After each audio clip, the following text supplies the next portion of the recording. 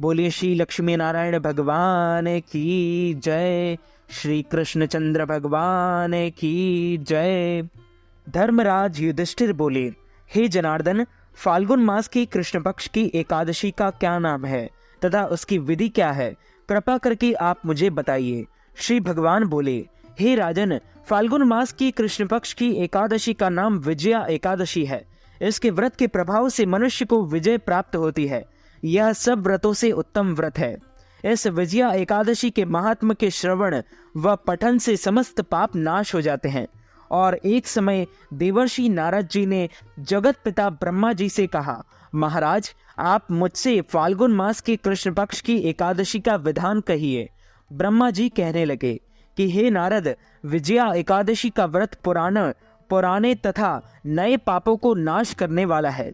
इस विजया एकादशी की विधि मैंने आज तक किसी से भी नहीं कही। यह समस्त मनुष्यों को विजय प्रदान करती है।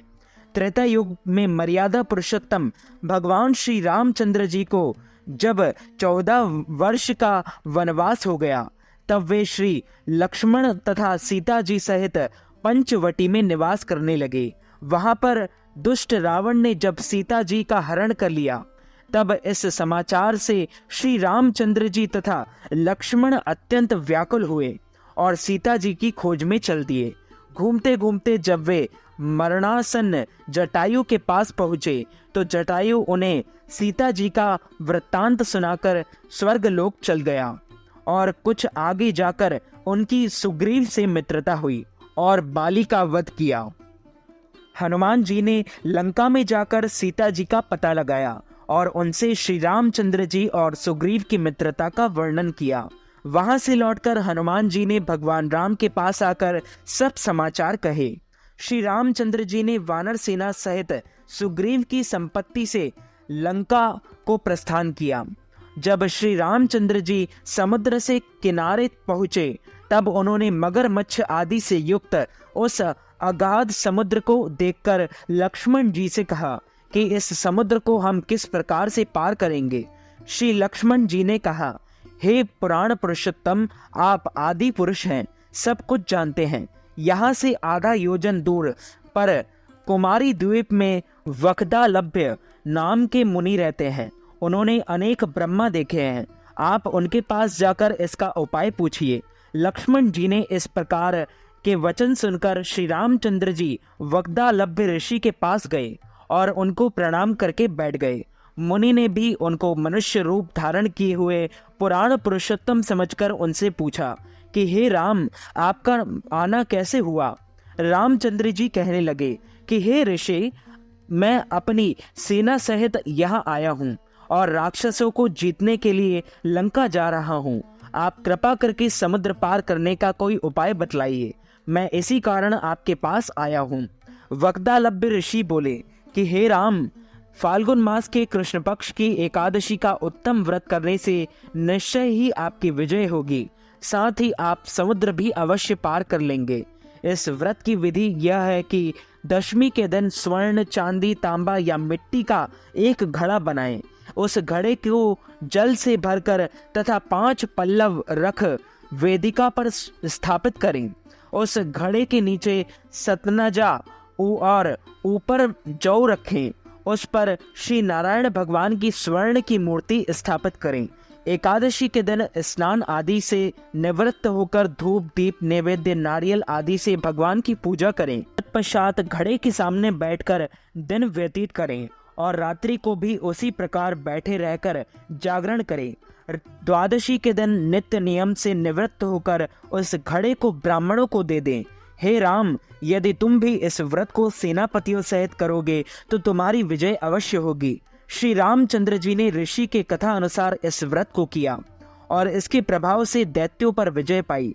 अतः हे राजन, जो कोई मनुष्य विधि पूर्वक इस व्रत को करेगा, दोनों या तीनों लोकों में उसकी अवश्य ही विजय होगी।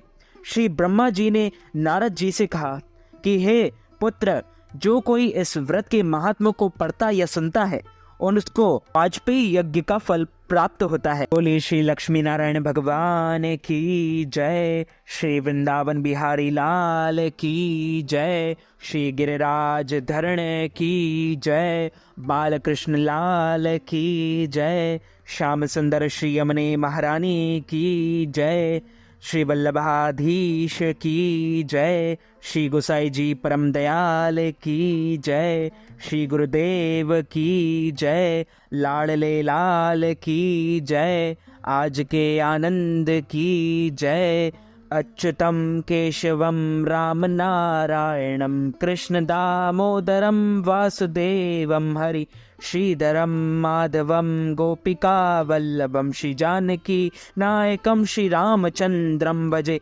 जानकी मनोहरम सर्वलोकनायकम श्री शंकरादिसेवितम पुण्य नाम कीर्तनम श्री राम राम राम राम राम नामतायकम रामा कृष्ण वासुदेव भक्ति मुक्तिदायकम रामा कृष्ण वासुदेव भक्ति मुक्तिदायकम हरे राम राम राम हरे हरे, हरे कृष्ण कृष्ण कृष्ण हरे हरे, श्री कृष्ण गोविंद हरे मुरारे, हे नाथ नारायण वासुदेव।